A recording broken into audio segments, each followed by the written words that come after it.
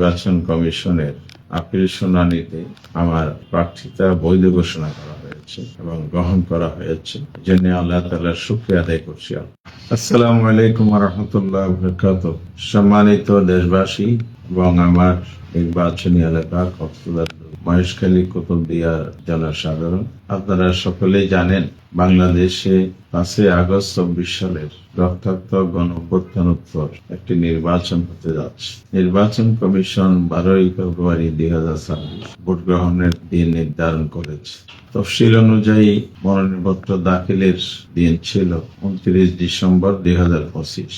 মনোনয়নপত্র বাছাই যাচাই করার জন্য আমার কক্সবাজার 2 আসনের তারিখ ছিল 2 জানুয়ারি। রিটার্নিং অফিসারের কার্যালয়ে সেদিন যাচাই বাছাইয়ের এক পর্যায়ে আমার মনোনয়নপত্র গ্রহণ হয়নি, বাতিল ঘোষণা করেছিল রিটার্নিং অফিসার। আমরা তখন তাৎক্ষণিক পত্রিকায় বলেছিলাম যে অন্যায়ভাবে করা হয়েছিল, আমার প্রতি অবিচার করা হয়েছে। সে প্রেক্ষিতে তফসিল অনুযায়ী আমি 5 তারিখ নির্বাচন কমিশনে আপিল দাখিল। আজ 10 জানুয়ারি নির্বাচন কমিশনের আপিল শুনানিতে আমার প্রার্থিতা বৈধ ঘোষণা করা হয়েছে এবং গ্রহণ করা হয়েছে। জন্য আল্লাহ তাআলার শুকরিয়া আদায় করছি।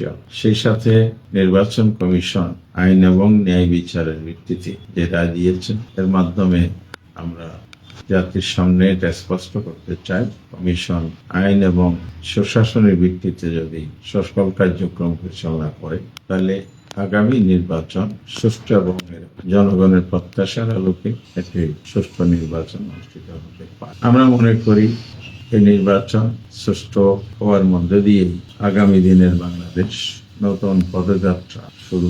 আমরা আজকে যে রায়টা পেয়েছি, এটার মধ্যে দিয়ে সত্যের বিজয় হয়েছে এবং ন্যায় বিচারের বিজয় হয়েছে, জনাকাঙ্ক্ষার বিজয় হয়েছে। আল্লাহ তাআলার সাহায্য এবং রহমতের পিছনে ছিল আমাদের আইনজীবীগণ দক্ষতার সাথে অক্লান্ত পরিশ্রম করে আইনি ব্যাখ্যায় কমিশনকে সন্তুষ্ট করতে সক্ষম হয়েছে, যার প্রেক্ষিতে এই রায় এসেছে। এই জন্য আমি আইনজীবীদেরকে আন্তরিকভাবে ধন্যবাদ জানাচ্ছি, তার সাথে যারা সহায়তা করেছেন তাদের। দেশবাসী এবং আমার এলাকার ভোটার ও জনগণ যারা দোয়া করেছেন, যাদের মধ্যে উদ্বিগ্নতা কাজ করেছে, দফায় দফায় অনেকে উদ্বিগ্নতা আমাকে জানিয়েছেন, তাদের এই দোয়া, তাদের আন্তরিকতা, ভালোবাসা, এই জন্য আমি ভোটার এবং জনগণের প্রতিও কৃতজ্ঞতা জানাচ্ছি।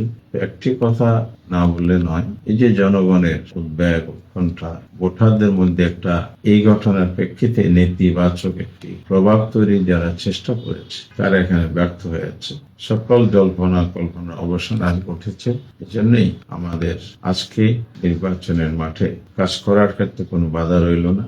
একজন নির্বাচন কমিশনের বৈধ প্রার্থী হিসাবে ইনশাআল্লাহ আগামী নির্বাচনে আমরা প্রতিদ্বন্দ্বিতা করব। এক্ষেত্রে প্রশাসনের ভূমিকা নিরপেক্ষ হোক, লেভেল প্লেইং নিশ্চিত হোক, আর আমরা নিয়মিত মনিটরিং করব কোথাও থেকে কোনো ধরনের পূর্বের ন্যায় ষড়যন্ত্র হচ্ছে কিনা এ ব্যাপারে আমরা সজাগ থাকবো। ভোটার জনগণ আমাদের কর্মীদের সজাগ থাকার জন্য আহ্বান জানাচ্ছি।